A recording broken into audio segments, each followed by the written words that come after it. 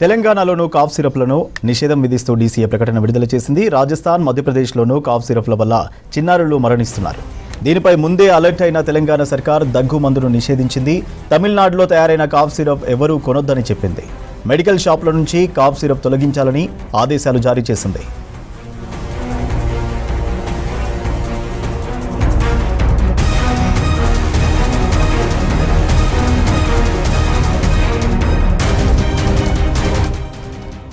తెలంగాణలోనూ కాఫ్ సిరప్లను నిషేధం విధిస్తూ డీసీఏ ప్రకటన విడుదల చేసింది.